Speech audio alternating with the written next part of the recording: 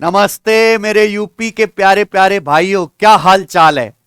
UP constable का paper बहुत जल्द होने वाला है और आपकी वर्दी पहनने की तैयारी या तो बिल्कुल ढीली चल रही होगी या जोरों शोरों से चल रही होगी। मेरे भाई देखिए, एग्जाम बहुत जल्द है और उसमें गणित के 25 क्वेश्चंस के आसपास पूछे जाएंगे और मैं आपको पहले ही वो सवाल बता रहा हूं जो आपके पेपर में आने वाले हैं, डेली एक एग्जाम पेपर करवा के। ठीक है बच्चों, और आज की क्लास में हम यूपी कांस्टेबल 2025 का जो पेपर होने वाला है उसके लिए लेटेस्ट, सबसे बेहतरीन, सबसे इंपॉर्टेंट, सीधे एग्जाम में फंसने वाले 25 सवाल सॉल्व करेंगे एग्जाम पेपर 6। इससे पहले हम 5 एग्जाम पेपर इसी यूट्यूब चैनल पर करवा चुके हैं, आप जाके वो जरूर देखिएगा। ठीक बच्चों, देखो, वर्दी पहनने का रास्ता इन्हीं सवालों से होके गुजरता है मेरे भाई, ये आपको करने ही करने हैं बच्चों। तो एक एक सवाल मेरे साथ सॉल्व करना, कॉपी पेन लेके बैठना, आपको बहुत मजा आएगा। बहुत सारे नए तरीके, नए शॉर्टकट्स, नए कैलकुलेशन के आप स्मार्ट मेथड सीखोगे। ठीक है बच्चों, आइए पहले सवाल से शुरू करते हैं। ये रहा आपके सामने, ए 36 दिन में और बी 60 दिन में एक काम कर सकते हैं। यदि वे 15 दिन के लिए एक साथ मिलकर काम करते हैं तो काम का कितना अंश बाकी रह जाएगा। What fraction of work is left, बताइए। जैसे ही बच्चा इस तरह के सवाल देखता है, आवेश में आके क्या लेने लगता है सचिन? एलसीएम। एलसीएम नहीं लेना बच्चों, एलसीएम पुरानी चीज होगी। मैं आपको बताता हूं बेहतरीन मेथड, जिसे हम कहेंगे जीपीटी, गगन प्रताप ट्रिक्स। ध्यान से सुनिएगा प्यारे बच्चों। ए 36 दिन में, बी किसी काम को 60 दिन में कर सकता है, 15 दिन तक एक साथ काम करते हैं। आप बताओ, ए पूरा काम 36 दिन में करता है तो एक दिन में कितना काम करेगा? 1/36। तो ये ए 15 दिन में कितना काम करेगा? 15/36। ऐसे ही बी पूरा काम 60 दिन में कर सकता है, एक दिन में करेगा 1/60। 15 दिन में कितना काम करेगा? 15 से गुणा 15/60। तो ए और बी मिलकर 15 दिन में कितना काम करेंगे? ये ऐड कर दीजिए। है भाई, ये 15/36 कितना आ गया? ये कट गया आपका 3 से 5/12, और ये कितना आ जाएगा मेरे भाई? 15/60 यानी कि 1/4। तो 5/12 प्लस 3/12 यानी कि 8/12, जोड़ के कितना आ गया? 8/12 यानी कि 2/3। यानी कि ए और बी ने मिलकर 15 दिन में 2/3 काम कर लिया, 2/3 काम कर लिया। लेकिन पूछा काम कितना बाकी रह गया? टोटल काम होता है 1, 1 में से 2/3 हो गया, तो 1 में से 2/3 घटा दीजिए, कितना काम बाकी रह गया?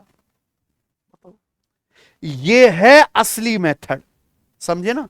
टोटल काम 1 होता है, ए और बी ने मिलकर 15 दिन में 2/3 काम कर दिया, तो लेफ्ट वर्क कितना है? 1/3 वर्क आपका होने के लिए बाकी है। ऐसे सोचा करो प्यारे बच्चों। ये बताओ, एक दुकानदार ने 2 वस्तुएं प्रत्येक 5,670 रुपए में बेची, उसे लेन देन में कोई हानि या कोई लाभ नहीं हुआ, क्योंकि एक वस्तु 16 सही 2/3% की हानि पर बेची गई थी, तो दूसरी वस्तु, खालिस्तान है, दूसरी वस्तु कितने परसेंट के लाभ पर बेची गई थी? ठीक बच्चों, बहुत सारे मेथड हैं, लेकिन सबसे बेस्ट मैं आपको बताता हूं। कचरा मेथड त्यागो, असली मेथड अपनाओ। ठीक है बच्चों, एक दुकानदार ने 2 वस्तु प्रत्येक 5,670 रुपए में बेची, इससे कोई मतलब ही नहीं है। बस मेरे लिए तो ये जानना जरूरी है कि एक आदमी ने 2 वस्तु समान दाम पर बेची है। पहली अगर 5,670 रुपए में बेची है तो दूसरी भी उसी दाम में बेची है, यानी कि 2 वस्तु को सेम सेलिंग प्राइस पर बेचा। और सेम सेलिंग प्राइस पर बेचने से दोनों वस्तु पर कुल मिलाकर ना तो से कोई फायदा हुआ है, ना ही कोई नुकसान हुआ है। ठीक बच्चों, एक वस्तु 16 सही 2/3% के लॉस पर बेची गई है। 16 सही 2/3% लॉस का मतलब क्या है? 1/6। 1/6 मतलब अगर 6 रुपए का सीपी 6 है तो 6 पे 1 का लॉस हुआ, तो सामान बिका कितने में? 5 में बिका है बच्चों। ये रेशियो हो गया ना। अब बताओ, दोनों वस्तु का सेलिंग प्राइस सेम है, अगर पहली वस्तु 5 यूनिट में बिकी है तो दूसरी का सेलिंग प्राइस भी 5 होगा कि नहीं? दोनों वस्तु पे कुल मिलाकर ना तो कोई प्रॉफिट होना चाहिए ना लॉस होना चाहिए।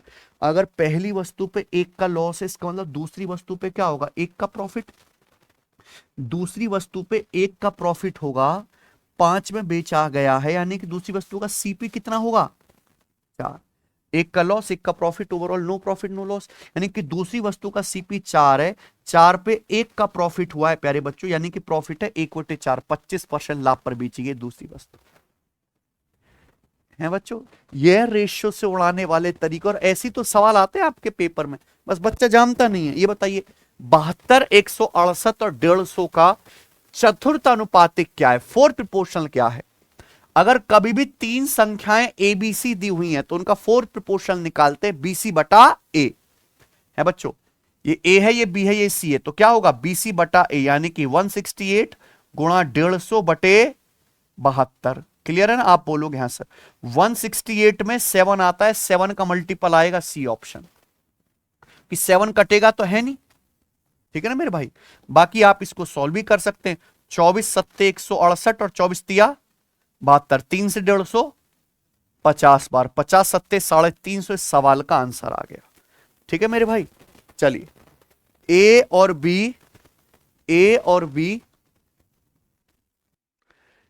बी एक निश्चित काम को 25 और 20 दिन में कर सकते हैं। वे 4 दिन तक साथ में मिलकर काम करते हैं। शेष काम को सी द्वारा 8 दिन में पूरा किया जाता है। ठीक है बच्चे। सवाल है सी अकेले मूल कार्य के 40% भाग को कितने समय में पूरा कर सकता है? सी 40% काम कितने दिन में पूरा कर सकता है? ये मीठा सा सवाल आपके सामने है भाई। शेष कार्य को सी 8 दिन में पूरा करता है। अगर ये पता लगा लूं कि शेष कार्य बचा कितना है तो क्वेश्चन सॉल्व है ना भैया। कोई एलसीएम मत लिया करो। ए एक काम को 25 दिन में कर सकता है तो 4 दिन में कितना काम करेगा? ए 4/25 है कि नहीं बच्चों। बी पूरा काम 20 दिन में पूरा करता है तो 1 दिन में करेगा 1/20। बी 4 दिन में कितना काम करेगा? 4/20। 4/20 का मतलब कितना आ गया? 1/5। तो यानी कि ए और बी मिलकर कितना काम करेंगे प्यारे बच्चों, ये बताओ। 4/25 या ऊपर नीचे 5 से गुणा कर लो, 5/25 यानी कि कितना? 9/25। तो ए और बी मिलकर 9/25 काम करेंगे तो काम बाकी कितना है? कितना काम बाकी रह गया भाई? टोटल काम तो 1 होता है। अगर 1 में से ए और बी ने 9/25 निपटा दिया तो बचा काम कितना आ गया? 16/25। यानी कि बचे हुए 16/25 काम को कौन करता है? हमारा सी करता है। कितने दिन में करता है? 8 दिन में। तो सी 16/25 काम करता है 8 दिन में। ठीक है ना। तो ये सी पूरा काम कितने दिन में करेगा भाई? 16/25 उधर चला जाएगा। हालांकि 16/25 का मतलब क्या होता है? 64%। 1/25 होता है 4%। तो 16/25 क्या होता है? यानी कि सी ने 64% काम 8 दिन में किया। लेकिन पूछ क्या रहा है? सी ओरिजिनल काम का 40% कितने दिन में करेगा, ये पूछा है ना। है बच्चों देखो 64 को 8 से भाग दिया 8 दिन आया। तो यहां भी 40 को 8 से भाग देंगे 5 दिन आना चाहिए कि नहीं आना चाहिए? यानी कि सी ओरिजिनल काम का 40% 5 दिन में करेगा, ये आंसर है। ऐसे सोचा जाता है कि नहीं बच्चों? ठीक है। तो ये एलसीएम वाला तरीका त्याग दीजिए। अब एक दुकानदार एक वस्तु के अंकित मूल्य पर 25% छूट देता है और उसे 15% की हानि होती है। यदि वस्तु को अंकित मूल्य पर बेचा जाए तो कितने प्रतिशत का लाभ होगा? वस्तु को बिना किसी डिस्काउंट के अगर एमआरपी पे बेचा जाए तो कितने % का प्रॉफिट होगा? भाई किसी भी सवाल में अगर डिस्काउंट परसेंटेज, प्रॉफिट या लॉस परसेंटेज दिया हुआ है तो ऐसे किसी भी सवाल में क्रिय मूल्य से अंकित मूल्य का रेशियो आसानी से निकाला जा सकता है कि नहीं बच्चों? सीपी बटे एमपी बराबर 100 minus D upon 100 plus P. ये रेशियो ही आपको चाहिए। भाई एक दुकानदार वस्तु के अंकित मूल्य पर 25% डिस्काउंट देता है। डिस्काउंट कितना है? 25। तो 100 माइनस 25 क्या आ गया? 75। ठीक बच्चों। उसे 15% लॉस होता है। लॉस हो रहा है, प्रॉफिट नहीं हो रहा। लॉस क्या है? लॉस निगेटिव प्रॉफिट ही तो है। अगर लॉस 15% हो रहा है इसका मतलब उसे प्रॉफिट कितना हुआ है? माइनस का 15% ना, निगेटिव प्रॉफिट है प्यारे बच्चों। तो यहां प्रॉफिट की जगह क्या रखेंगे? माइनस का। तो 100 माइनस 15 कितना आ गया? 85। ये कट गया जी आपका 5 से, यानी कि 15/17। क्या आ गया प्यारे बच्चों? सीपी से एमपी का रेशियो। यानी कि अगर वस्तु का क्रिय मूल्य 15 है तो उसका अंकित मूल्य 17 है। यह रेशियो निकालना ही जरूरी था क्योंकि सवाल क्या है? यदि वस्तु का अंकित मूल्य पर बेचा जाए तो कितने प्रतिशत का लाभ होगा? वस्तु का कॉस्ट प्राइस कितना है? 15। लाभ तो कॉस्ट प्राइस पे होता है ना। अगर वस्तु को अंकित मूल्य पर बेचोगे यानी कि 15 का सामान 17 में बेचोगे तो कितना प्रॉफिट होगा? 2 का प्रॉफिट होगा मेरे दोस्तों। तो प्रॉफिट कितना आएगा 2/15। 2/15 कितना होता है? C option 13.33%। कैसे भाई? 1/15 होता है 6.66%, अप्रोक्स 1/15। 2/15 तो इसका दुगुना करेंगे तो लगभग 13.33% आएगा ना। ठीक है ना बच्चों? 14 से हल्का सा कम आएगा। चलिए बताइए, एक कैलकुलेटर को एक निश्चित कीमत पर बेचने पर एक व्यक्ति को 15% का लाभ होता है। एक कैलकुलेटर को किसी कीमत में बेचते हैं, निश्चित कीमत में, 15% का फायदा आदमी उठा लेता है। यदि वह उस कैलकुलेटर को 3 गुना कीमत पर बेचे तो लाभ प्रतिशत क्या होगा? उसी कैलकुलेटर को 3 गुना दाम पर बेचा जाए तो लाभ का प्रतिशत क्या होगा? आप मुझे बताओ। प्रॉफिट परसेंटेज किस पर निकाला जाता है? लागत मूल्य पर। लागत मूल्य क्या है? सीपी क्या है? 100%। कोई वस्तु 100% से जितने ज्यादा में बिकती है वही तो प्रॉफिट परसेंटेज है। मान लीजिए कि आप एक कैलकुलेटर की निश्चित कीमत है 1 रुपए, 1 रुपए में बेचते हो, क्योंकि बहुत आसान है ना। माना कि आप एक कैलकुलेटर को 1 रुपए में बेचते हो, उसका सर्टेन कीमत क्या है? 1 रुपए। बेचने से 15% का लाभ होता है। 100% पे 15% का लाभ होता है तो कैलकुलेटर बिका कितने में बाल को? 115% में। तो 1 यूनिट की वैल्यू 115% है। यदि कैलकुलेटर को 3 गुना कीमत पर बेचे, 3 गुना यानी कि 1 रुपए की बजाय 1 का 3 गुना, अगर 3 रुपए में बेचेंगे तो कैलकुलेटर कितने में बिकेगा प्यारे बच्चों बताओ? 1 की वैल्यू 115%, आप 3 गुना करोगे कितना आएगा? 345%। 345% में बिकेगा। 100% के लागत मूल्य का सामान 345% में बिकेगा। तो जो 100% से एक्स्ट्रा में बिका 245%, वही क्या होगा आपका? प्रॉफिट। ऑप्शन है ना बच्चों? कितने आसान तरीके आप देखिए। एक परीक्षा में 40 छात्रों के औसत अंक 25 थे। बाद में यह पाया गया कि एक छात्र के अंक गलत रूप से 37 के बजाय 73 के रूप में दर्ज किए गए हैं। सही औसत का मान क्या है? सही एवरेज क्या है? ये बताओ। एक क्लास में भाई 40 बालक पढ़े, 40 बालक का एवरेज निकाला तो एवरेज मार्क्स हैं कितने? 25। लेकिन भाई एक बालक के नंबर गलती से 37 के बजाय 73 चढ़ा दिए, है ना। यानी कि 73 उसके नंबर गलत चढ़ा दिए प्यारे बच्चों, जबकि उसके एक्चुअल नंबर कितने थे? 37 नंबर सही थे लेकिन गलती से 73 चढ़ा दिए, तो एवरेज में भी फर्क आ जाएगा। पूछा सही एवरेज क्या होगा? सही एवरेज कैसे आएगा? आप अपनी गलती सुधारोगे तभी तो एवरेज सही होगा। आप बताओ, गलती से वाके नंबर 73 चढ़ा दिए पर वाके नंबर आए कितने बालक के? 37। तो अपनी गलती सुधारने के लिए 73 के नंबर वापस 37 करने पड़ेंगे, यानी कि कितना कम करना पड़ेगा? 36। तो इस बालक के नंबर 36 कम करने पड़ेंगे, यानी कि टोटल मार्क्स क्लास के 36 कम हो जाएंगे। बालक कितने क्लास में? तो एवरेज कम कितना हो जाएगा? 36/40। 4 नाम 36 होता है, यानी कि 0.9। तो एवरेज 25 से 0.9 घटा देंगे तो सही एवरेज कितना आएगा? 24.1। Option B. बताइए बच्चे, अगला सवाल। एक साइकिल के पहिए का व्यास 21 सेंटीमीटर है। साइकिल चालक 16.5 किलोमीटर प्रति घंटा की गति से एक गंतव्य स्थान तक पहुंचने के लिए 45 मिनट लेता है। साइकिल पे आदमी मस्त 16.5 किलोमीटर पर आवर की स्पीड से जब चलाता है तो 45 मिनट में पहुंच जाता है अपने गांव। ठीक है, तो इस यात्रा के दौरान साइकिल का पहिया कितने चक्कर लगाएगा? बढ़िया सवाल है, ऐसे सवाल आम हैं बिल्कुल। बट आपको क्या इस सवाल के पीछे का कॉन्सेप्ट पता है?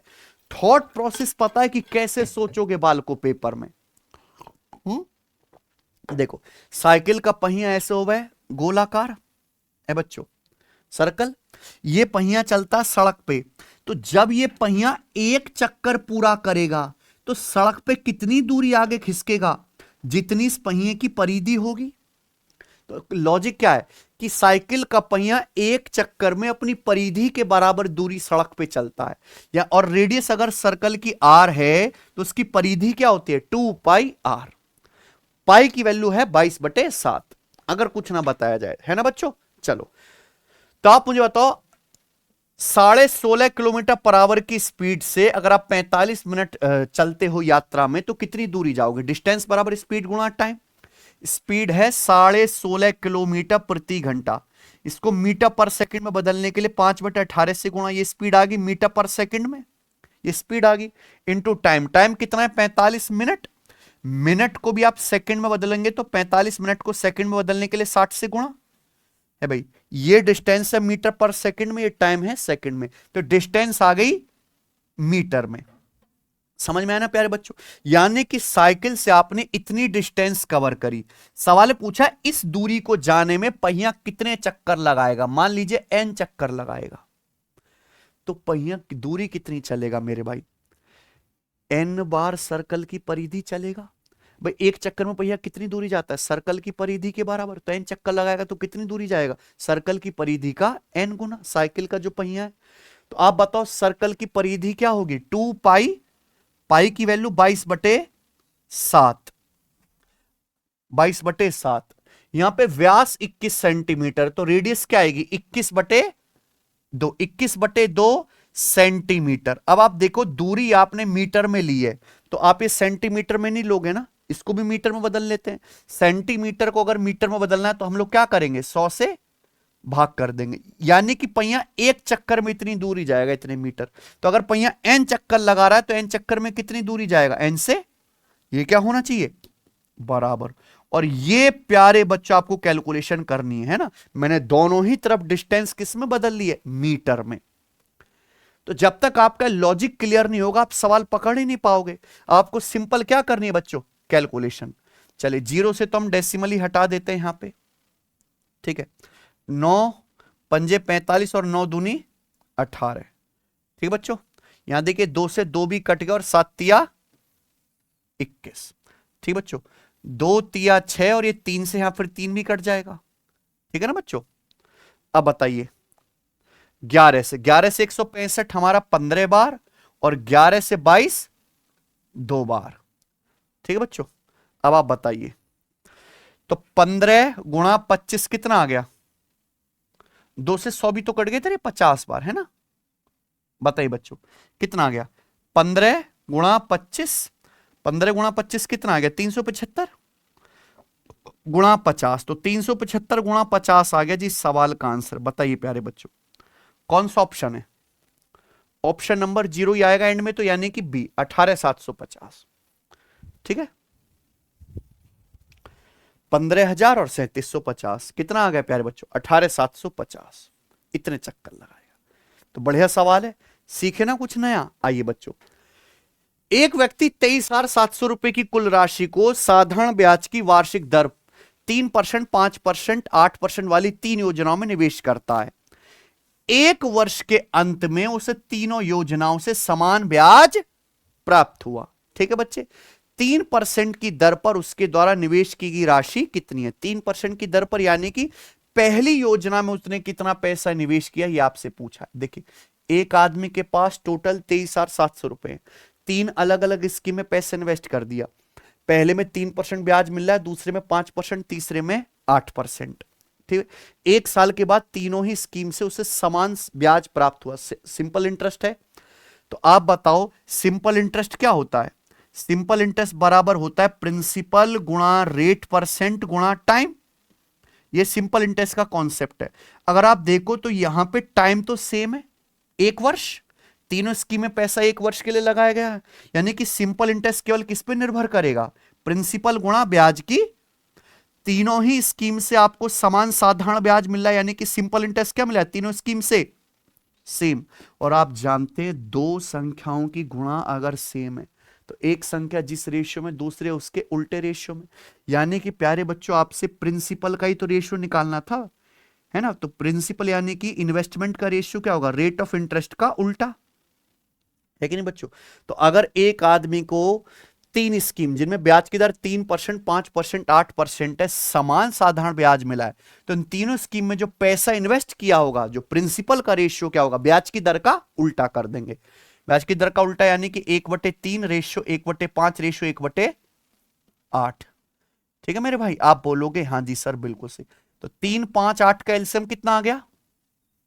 120 से गुणा कर देंगे प्यारे बच्चों, तो 40 रेशियो 24 रेशियो 15। आपने इस रेशियो में पैसा इन्वेस्ट किया, तीनों रेशियो मिलाकर कुल, तीनों स्कीम में कुल मिलाकर कितना पैसा इन्वेस्ट हुआ? 40 प्लस 24 64, 64 प्लस 15 79। जबकि सवाल के अनुसार तीनों स्कीम में कितना पैसा इन्वेस्ट किया है? 23,700 रुपए। तो 79 की वैल्यू ही 23,700 रुपए। मुझे बताओ कितना हो गया जी? ये तो 300 गुना दिख रहा है साफ साफ, ये 300 गुना है। तो पूछा है 3% में, 3% यानी कि पहली स्कीम में कितना पैसा इन्वेस्ट किया? 40 यूनिट। तो 40 की वैल्यू भी क्या आएगी? 300 गुना, यानी कि 12,000 रुपए आंसर है ना। बढ़िया सवाल।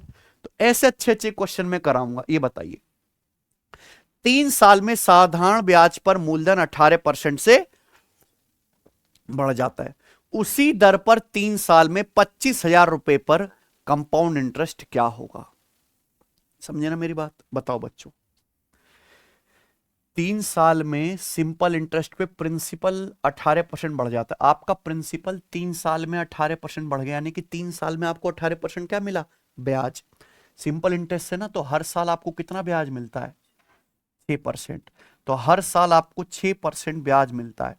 तो पूछा 3 साल में 25,000 रुपए पर कंपाउंड इंटरेस्ट क्या होगा? ये बताइए प्यारे बच्चों, कंपाउंड इंटरेस्ट क्या होगा 3 साल में? है कि नहीं मेरे भाई? देखो, 3 साल का, चूंकि इस सवाल के ऑप्शंस काफी दूर दूर दिख रहे हैं, मैं आपको ये सवाल अप्रोक्स भी हो जाएगा, पर कॉन्सेप्ट मैं आपको सिखा देता हूं कि आप कोई भी सवाल कर पाओ। अगर आपको 3 साल का सीआई निकालना है तो ये रेशियो याद कर लो, 3:3:1। 3 साल का अगर कंपाउंड इंटरेस्ट निकालना है सचिन, प्रिंसिपल कितना है? 25,000 रुपए। ब्याज की दर कितनी है? 6%। 3 साल का सीआई अगर आपको निकालना है, क्योंकि 3 साल तक तो आता ही नॉर्मल क्वेश्चन, तो ये रेशियो याद कर लीजिए, 3:3:1। प्रिंसिपल 25,000 है, ब्याज की दर 6% है, 6% करते जाओ। 25,000 का 6% कितना आएगा? 25 छिक्का 150 होता है 1500। 1500 का 6% कितना आएगा? 15 छिक्का 90 का 6% कितना आएगा? 9 छिक्का 54 5 पॉइंट। और आप सिंपल इनकी मल्टीप्लाई करके ऐड कर दीजिए।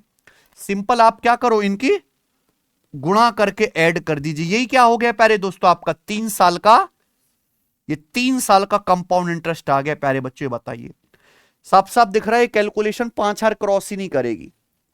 4500 प्लस 270 यानी कि 47 को करीब आएगा। तो आंसर क्या है भाई? 4500 प्लस 270 तो 4700 समथिंग आ गया ना। 4700 समथिंग एक ही ऑप्शन है।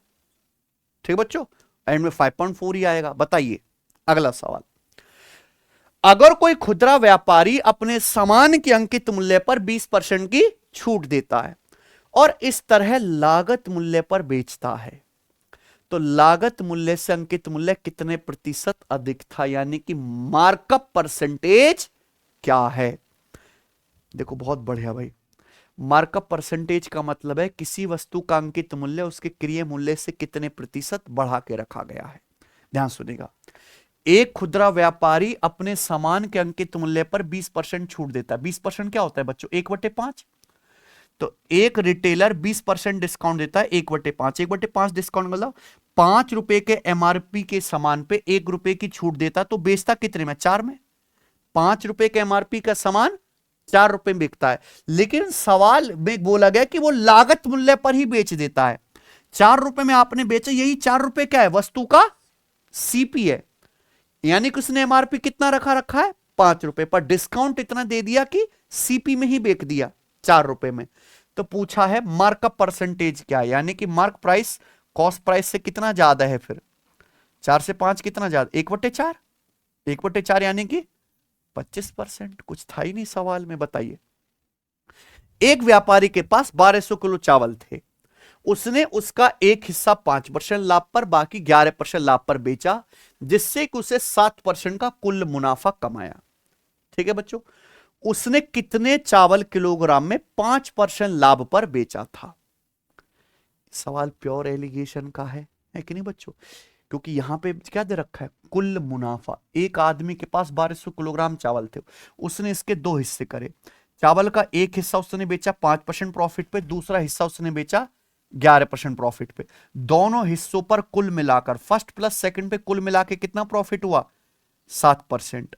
तो उसने चावल की मात्रा को किस अनुपात में ब्रेक किया, निकाल लीजिए रेशो। 11-7 4 और 7-5 2, यही आ गया ना।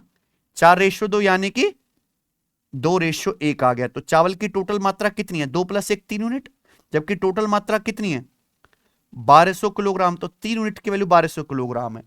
5% लाभ पर कितना चावल बेचा, यानी कि पहला हिस्सा पूछा है, तो यानी कि 2 यूनिट की वैल्यू, 3 की वैल्यू 1200 ग्राम 400 गुना, तो 2 की वैल्यू 400 गुना यानी कि 800 किलोग्राम। आंसर एलिगेशन मेथड होगा। बताइए, 3 साड़ी की खरीद पर 1 साड़ी मुफ्त पाने की पेशकश की जाती है, तो प्रत्येक साड़ी पर प्रभावी छूट क्या है, बताओ।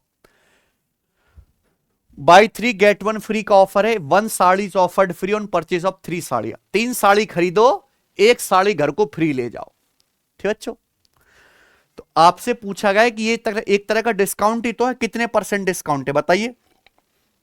देखो ऐसे सोचा जाता है, दुकानदार ने टोटल कितनी साड़ी दी, 3 + 1, टोटल 4 साड़ी दी, जिसमें दुकानदार ने 3 साड़ी का ही पैसा लिया आपसे, तो टोटल 4 साड़ियों में 1 साड़ी दुकानदार ने फ्री दी है, तो डिस्काउंट है 1/4 यानी कि 25%। नीचे टोटल लिखना है हमेशा। 2 साल में 8% प्रति वर्ष की दर से अर्जित चक्रवृद्धि ब्याज 4160 रुपए। तो आपसे पूछा है निवेश की गई राशि कितनी, यानी कि प्रिंसिपल क्या है बताइए। 2 साल का आपको कंपाउंड इंटरेस्ट दे रखा है सचिन, कितना 4160 रुपीस। आपसे क्या पूछा है, प्रिंसिपल बताइए। बहुत सारे तरीके हैं इसके, फॉर्मूला से भी हो जाएगा, रेशियो से भी हो जाएगा, दोनों ही तरीके आसान है। रेशियो वाला बता देता हूं। बताइए बच्चों, अगर ब्याज की दर 8% है, तो 8% की फ्रैक्शन वैल्यू क्या होती है, 2/25 है ना। 4% 1/25, 8% कितना हो गया 2 अगर ब्याज की दर 2/25 है, इसका मतलब हर 1 साल में आपका पैसा 25 से 2 बढ़ के कितना हो जाएगा 27। हर 1 साल में आपका पैसा 27/25 गुना हो जाएगा हर 1 साल में। लेकिन ये है 2 साल की कहानी, तो 2 साल में फिर आपका पैसा कितने गुना होगा, 2 साल में आपका पैसा हो जाएगा इसका स्क्वायर, यानी कि 25 का स्क्वायर 625 से बढ़ के 27 का स्क्वायर 729 हो जाएगा। मैं ये कह सकता हूं प्यारे बच्चों कि अगर आपका प्रिंसिपल 625 यूनिट है, ब्याज की दर 8% है, तो 2 साल बाद अमाउंट 729 हो जाएगा, यानी कि आपका पैसा 625 से 729 हो जाएगा। तो आपको ब्याज कितना मिलेगा 2 साल में, 104 यूनिट है बच्चों। और ब्याज मिला कितना 4160 रुपए, कितने गुना 40 गुना, 104 चौका 416 40 गुना। तो निवेश की राशि यानी कि प्रिंसिपल कितना है 625 यूनिट, 625 के लिए भी क्या आ जाएगी 40 गुना प्यारे बच्चों, ये तो आ गया 25,000 रुपए, है ना भाई।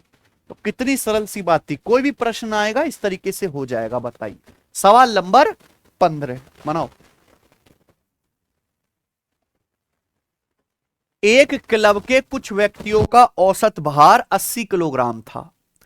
7 व्यक्ति जिनका औसत भार 85.2 किलोग्राम है क्लब में शामिल हुए, और उसी समय 72.7 किलोग्राम औसत भार वाले 2 व्यक्तियों ने क्लब छोड़ दिया। इससे समूह के सभी व्यक्तियों का, सारे लोगों का औसत वजन 1.02 किलोग्राम बढ़ गया। आरंभ में क्लब में कितने व्यक्ति थे, स्टार्टिंग में क्लब में कितने मेंबर थे, आपसे पूछा गया। बहुत बढ़िया भाई, एक क्लब ग्रुप बना हुआ है ना, जैसे थाने में आप कांस्टेबल लोग मिलकर अपना क्लब बना लोगे ना ग्रुप, वैसे तो एक क्लब बना हुआ है, उसमें कुछ मेंबर है, हमें नहीं पता कितने मेंबर है, लेकिन उनका एवरेज वजन कितना 80 किलोग्राम। कुछ लोग आए कुछ लोग गए, तो एवरेज डिस्टर्ब हो जाएगा ना। तो लोगों की संख्या कैसे निकालते हैं, टोटल में चेंज बटे एवरेज में चेंज, कुल वजन में बदलाव बटे औसत में बदलाव, यही बेस्ट तरीका है। आप बताओ क्लब के कुछ मेंबर का एवरेज वजन 80 किलोग्राम है, 7 आदमी आते हैं जिनका एवरेज वजन 85.2 किलोग्राम है, यानी कि 80 की बजाय 80 से 85.2 किलोग्राम कितना ज्यादा है 5.2, यानी कि इस क्लब में 5.2 किलोग्राम ज्यादा एवरेज वजन वाले 7 लोग आते हैं। तो इनके आने की वजह से फायदा होगा कि नहीं, एवरेज से ज्यादा वजन के लोग आएंगे तो फायदा होगा। उसी समय 72.7 किलोग्राम एवरेज वजन वाले 2 आदमी ने क्लब छोड़ दिया है भाई। भाई एवरेज से कम वजन वाले पतला लोग छोड़ के जा रहे हैं, पतले लोग तो भी फायदा होगा प्यारे बच्चों। क्लब तो खुश होगा, पतले लोग भागो तुम यहां से, हैं। तो 80 से 72.7 कितना कम है? 80 से 72.7 कितना कम है प्यारे बच्चों? 7 पॉइंट। तो इनके जाने की वजह से 7.3 किलो का फायदा होगा। कितने लोग छोड़ के गए? कुल मिला के इस उथल पुथल से आपका जो टोटल वेट है वो इतने केजी बढ़ जाएगा क्लब का। ये कितना आ रहा है प्यारे बच्चों? 5.2 का 7 गुना 36.4 और 7.3 का 2 गुना कितना आ जाएगा प्यारे बच्चों? 14.6। तो आ जाएगा ये आपका 51। कितना आ गया? 51 केजी। यानी कि टोटल वजन आपका बढ़ गया 51 केजी।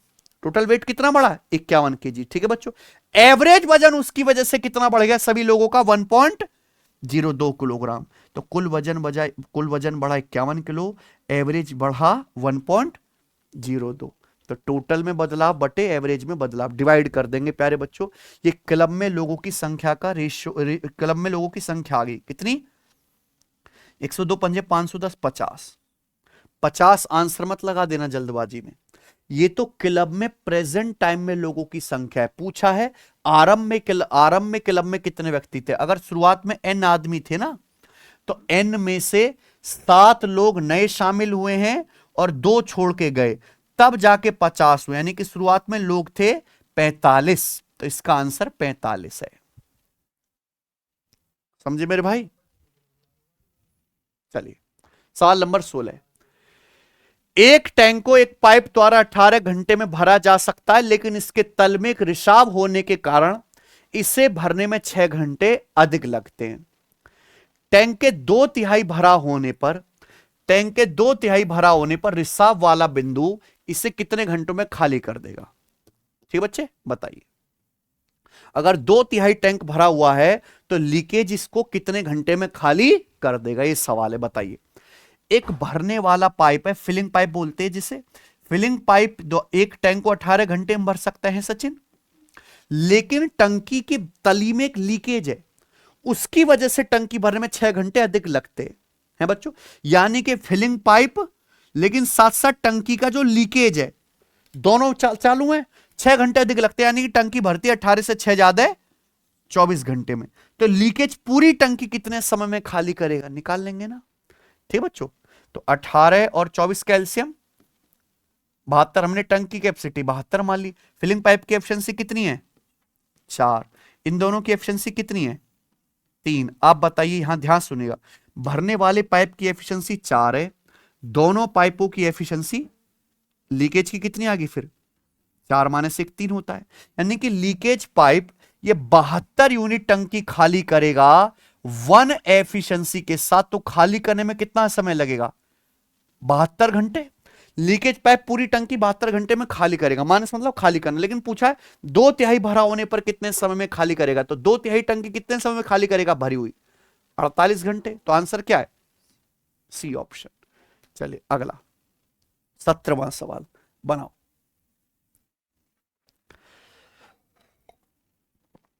यदि ब्याज 9 महीने के चक्रवृद्धि ब्याज पर लगाया जाता है तो 6,000 रुपए की राशि 2/1/4 साल में 13/1/3%, इंग्लिश में ठीक लिखा है, 13/1/3% वार्षिक ब्याज दर पर कितने रुपए होगी? देखो रो सचिन, बेस्ट सवाल है ये, मुझे ढूंढते हुए सवाल मिला प्रीवियस ईयर में ही। ठीक है बच्चों। चलिए आप बताइए, सवाल यह है कि अगर ब्याज हर 9 महीने में कंपाउंड किया जाता है, सबने सवाल करे ना, छमाही संयोजित वाले, तिमाही संयोजित वाले, ये क्या है? ब्याज हर 9 महीने में संयोजित किया जाता है। तो पूछा 6,000 रुपए क्या है? प्रिंसिपल। समय कितना है? 2/1/4 साल। ब्याज की दर है 13/1/3%। तो पूछा इस ब्याज की दर पे धनराशि कितनी हो जाएगी? यानी कि आपसे अमाउंट पूछा है। प्रिंसिपल दिया, क्या पूछा है? अमाउंट। समय 2/1/4 साल है, जो कितना होता है बच्चों? 2 साल का मतलब 24 महीने और 1/4 साल यानी कि 3 महीने, यानी कि 24 + 3।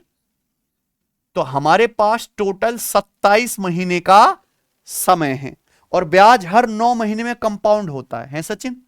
अगर ब्याज हर 9 महीने में कंपाउंड हो रहा है 27 महीने का समय, तो 9 महीने की 3 साइकिल बनेंगी, यानी कि आपका पैसा हर 9 महीने में सक्सेसिव इंक्रीज होगा। 9 महीना प्लस 9 महीना प्लस 9 महीना हो गया 27 महीना। ब्याज की दर एक साल में 13 सही 1/3% है। 13 से 1/3% मतलब क्या? 13 या 39 एक 40/3% ब्याज आपको मिलता है एक साल में। कितने साल में? तो 9 महीने में कितना ब्याज मिलेगा? 9 महीने का मतलब क्या होता है? 9/12 3/4 साल है सचिन। 9 महीने का मतलब क्या होता है? 9 मंथ का मतलब होता है 9 को 12 से भाग करेंगे 3/4 साल, है कि नहीं? तो अगर एक साल में 40/3% ब्याज है तो 3/4 साल में कितना ब्याज होगा? 3/4 से गुणा, यानी कि 3 से 3 और 4 से 40 कट गया 10 बार, यानी कि आपका पैसा हर 9 महीने में 10% इंक्रीज होगा, हर 9 महीने में, है कि नहीं बच्चों? सवाल देखने में जो इतना भयानक था, एंड में कितना हल्का निकला। तो आपसे क्या पूछा है? अमाउंट, कि आपका अमाउंट कितना हो जाएगा। ठीक है प्यारे बच्चों, अमाउंट आपसे पूछा है। प्रिंसिपल कितना था मेरे भाई? 6,000 रुपए। अगर ब्याज की दर 10% है तो 3 महीने में आपको ब्याज कितना मिल जाएगा? 33 पॉइंट, तो 100% पे 33.1% ब्याज मिल जाएगा, तो अमाउंट कितना हो जाएगा? 133 पॉइंट।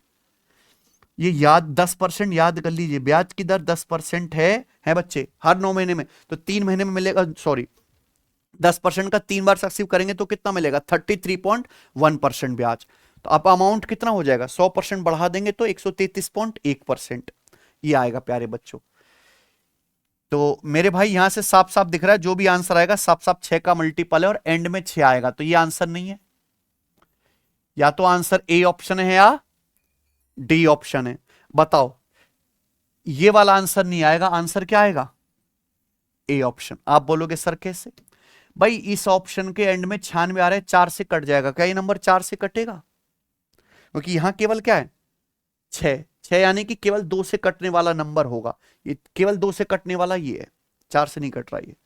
ठीक है, दूसरी बात कि यहां पे 13 से 31 है तो 11 का मल्टीपल भी आएगा, 11 का मल्टीपल भी है 7 8 15 और 9 6 15, 15 15 का डिफरेंस 0। यहां देखिए 7 9 16 और 14, 16 14 का डिफरेंस 2, 11 से नहीं कट रहा, तो इसलिए ये आंसर नहीं है ना बच्चों? तो बढ़िया सवाल है, ऐसी प्रैक्टिस किया करो। एक संख्या में 24% की कमी की जाती है, फिर 18% की वृद्धि की जाती है। संख्या में शुद्ध वृद्धि या कमी प्रतिशत क्या है? सक्सेसिव इन दोनों का नेट चेंज आपको निकालना है। -24 प्लस 18, -24 गुणा 18 बटे 100%, ये आएगा ना प्यारे बच्चों? -24 प्लस 18, -24 गुणा 18 बटे 100%, ये नेट चेंज आएगा x plus Y plus X Y बटे 100। देख पा रहे हैं कि आंसर क्या आएगा? निगेटिव, ऐसा निगेटिव आएगा ना, ये नेगेटिव आंसर आएगा तो इंक्रीज वाले तो ऑप्शन है ही नहीं, यानी कि या तो आंसर ए ऑप्शन है या बी। और देखो 24 18 सब संख्या 3 से कटने वाले, 3 से कटने वाला आएगा प्यारे बच्चों। 5 और 1 6 7 13 1 14, ये आंसर नहीं है, क्या आएगा? 1 3 4 2 6, ये आंसर आएगा, क्योंकि यहां पे पूरा नंबर कैलकुलेशन क्या है? 3 का मल्टीपल, एक ही ऑप्शन था, खत्म। पी क्यू आर का एवरेज वजन 45 किलोग्राम है, पी और क्यू का एवरेज वजन 36.5 किलोग्राम है, क्यू और आर का एवरेज वजन 52 किलोग्राम है। तो आपसे क्या पूछा है? क्यू का वजन कितना है किलोग्राम में एग्जैक्ट। आपसे सवाल में क्यू का वेट पूछा है, बताइए कैसे होगा? बहुत फेमस सवाल है ये, बहुत फेमस सवाल है एवरेज का। ठीक बच्चों, स्टेट एग्जाम के लिए भी। भाई 3 लोग हैं पी क्यू आर सचिन, 3 लोगों का एवरेज वजन दे रखा है, फिर यहां पे 2 लोगों का एवरेज वजन दे रखा है। पी और क्यू का एवरेज वजन है 36.5 और क्यू और आर का एवरेज वजन है 52 किलोग्राम। ध्यान से देखिएगा, पी और क्यू और आर में क्या कॉमन है बच्चे? दोनों जगह क्यू कॉमन है। तो इस सवाल को करने की डायरेक्ट ट्रिक क्या, आप खुद सोचना। भाई पी और क्यू का एवरेज वजन 36.5 किलोग्राम है, तो टोटल वजन क्या होगा? 2 लोगों का एवरेज 36.5 है, टोटल क्या होगा? 36.5 का दुगना 73। ऐसे क्यू और आर का एवरेज वजन 52 किलोग्राम है, टोटल कितना होगा? 52 का दुगना 104। ऐसे ही 3 लोगों का एवरेज वजन 45 है, पी क्यू आर 3 लोगों का एवरेज 45 है, टोटल वजन क्या आएगा? 45 का 3 गुना 104, 35। भाई अगर मैं इसमें इन दोनों को जोड़ के घटा दूं तो क्यू का नहीं आ जाएगा? कि जब मैं इन दोनों को जोड़ूंगा प्लस क्यू प्लस आर, यहां से पी क्यू आर, ये पी क्यू आर कट जाएगा, क्या बचेगा? केवल क्यू जो एक्स्ट्रा है वही बच जाएगा कि नहीं? तो ये कितना आ गया प्यारे बच्चों? 3 4 7 - 5 2 42 आएगा। ठीक है ना बच्चों? चलिए, तो ये ट्रिक है, ये इतना लिखना भी नहीं है पेपर में। निम्नलिखित में से कौन सा पूर्ण वर्ग का इकाई अंक नहीं हो सकता? Which of the following can't be unit digit of a perfect square number? कभी भी किसी भी पूर्ण वर्ग संख्या का, ध्यान से सुनिएगा और ये बहुत कैलकुलेशन में भी काम आता है, कभी भी किसी परफेक्ट स्क्वायर नंबर का यूनिट डिजिट 2, 3, 7 और 8 नहीं आएगा, यूनिट डिजिट नहीं होगा। समझे? 2, 3, 7 और 8 नहीं होगा, तो इस सवाल का आंसर क्या है? 8। कभी भी किसी भी परफेक्ट स्क्वायर नंबर का। बताइए सवाल नंबर आपके सामने 21। एक स्कूटर मरम्मत करवाने के बाद 54 किलोमीटर प्रति घंटा की गति से चलता है, मरम्मत कराने से पहले 48 किलोमीटर प्रति घंटा की गति से चलता है। मरम्मत कराने के बाद वह एक निश्चित दूरी को 6 घंटे में तय करता है। मरम्मत कराने से पहले यह समान दूरी को तय करने में कितना समय लेगा? यही सवाल है। तो सवाल का मेन जो चीज है वो क्या है? समान दूरी। दूरी तो सेम जाना, दूरी बराबर क्या होता है? स्पीड गुणा टाइम। बस इक्वल कर दो, यहां पे दूरी इक्वल कर दो। भाई एक स्कूटर जब रिपेयर नहीं हुआ 48 किलोमीटर पर आवर की स्पीड से चलता है, रिपेयर के बाद चलता है 54 किलोमीटर पर आवर की स्पीड से। मरम्मत कराने के बाद दूरी तय करने में 6 घंटे लगता है। मरम्मत कराने के बाद उसकी स्पीड है 54 किलोमीटर पर आवर, 6 घंटे में कितनी दूरी जाएगा? गुणा 6।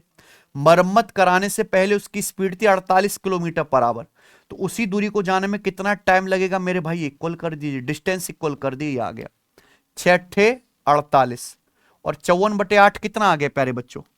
27/4 घंटे।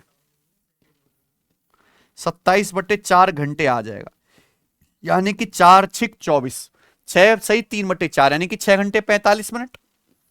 बी ऑप्शन ना। 4 6 24, 3/4 घंटे को मिनट में कैसे लिखेंगे? 60 से गुणा करके 45 मिनट, खत्म। ये बताइए जी, एक किसान 3500 रुपए में एक बकरी और एक भेड़ खरीदता है। उसने भेड़ को 20% के लाभ पर, बकरी को 10% हानि पर बेचा।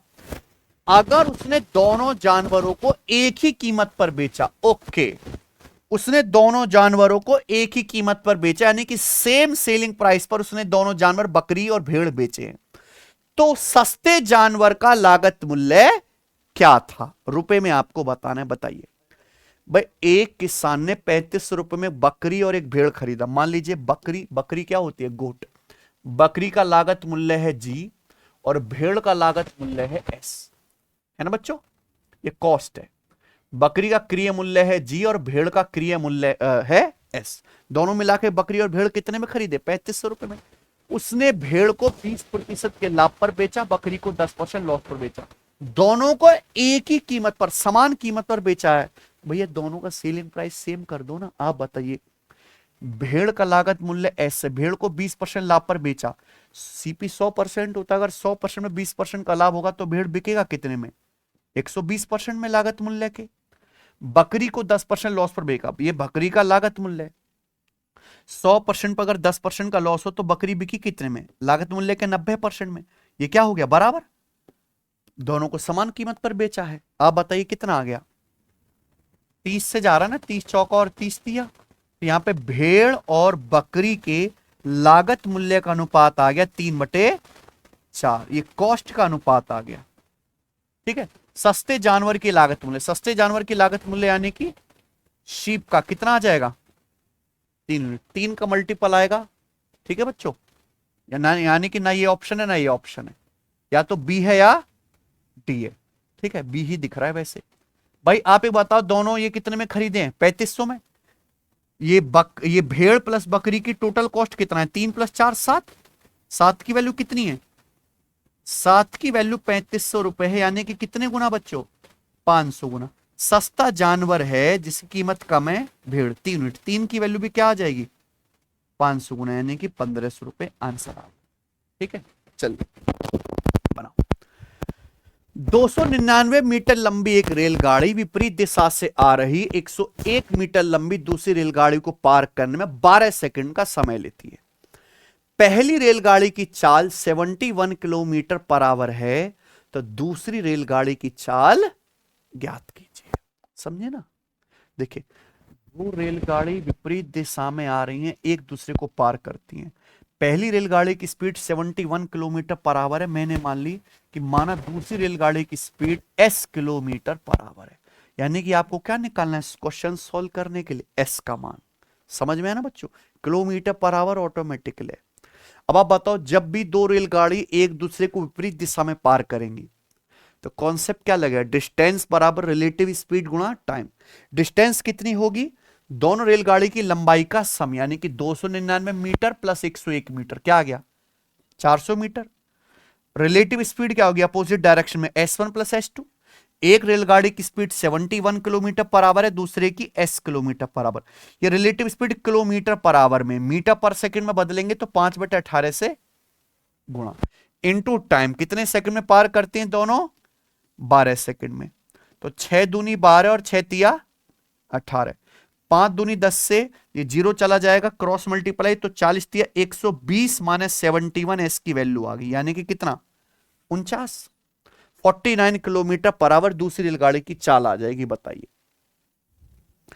एक छात्र को एक विषय में पास होने के लिए 35% अंक अर्जित करने होंगे।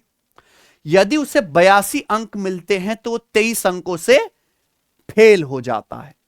उस विषय के अधिकतम अंक कितने रहे होंगे? मैक्सिमम मार्क्स कितने होंगे? आप बताइए।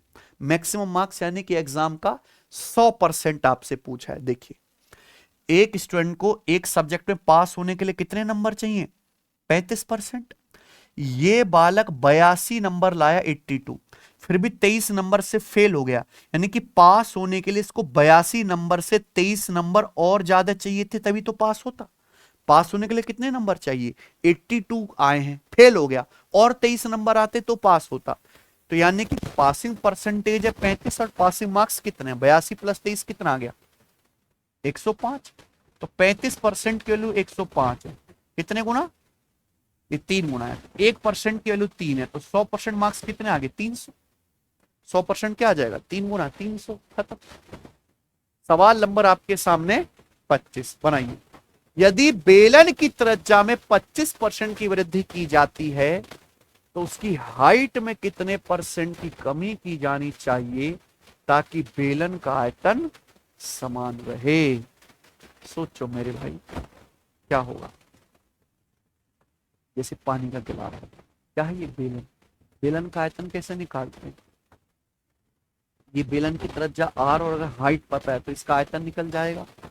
बेलन के वॉल्यूम का फॉर्मूला होता है पाई r स्क्वायर एच। पाई तो फिक्स नंबर, पाई क्या है? Fix number. तो बेलन का वॉल्यूम केवल त्रिज्या के वर्ग और हाइट पर निर्भर करता है कि नहीं? त्रिज्या के वर्ग और हाइट पर पाई तो फिक्स है 22/7। अब अगर बेलन की त्रिज्या बढ़ाएंगे तो बेलन का वॉल्यूम भी बढ़ जाना चाहिए, लेकिन सवाल है कि त्रिज्या तो हमने 25% बढ़ा दी, हाइट कितने परसेंट कम करें कि वॉल्यूम आयतन का मान सेम रहे, आयतन ना बदले। अब बताओ, दो संख्याओं की गुणा अगर सेम है तो एक संख्या जिस रेशियो में बदली जाएगी दूसरी उसके उल्टे अनुपात में बदलेगी। अब बताओ, बेलन की त्रिज्या को 25% बढ़ाया गया, 25% यानी कि 1/4, यानी कि बेलन की त्रिज्या अगर पहले 4 थी तो त्रिज्या 4 से 5 हो गई। तो रेडियस का स्क्वायर किस अनुपात में चेंज होगा? कि ये r का स्क्वायर है बच्चे। रेडियस का स्क्वायर किस रेशियो में चेंज हुआ? 4 स्क्वायर से बढ़ के 5 स्क्वायर हो गया।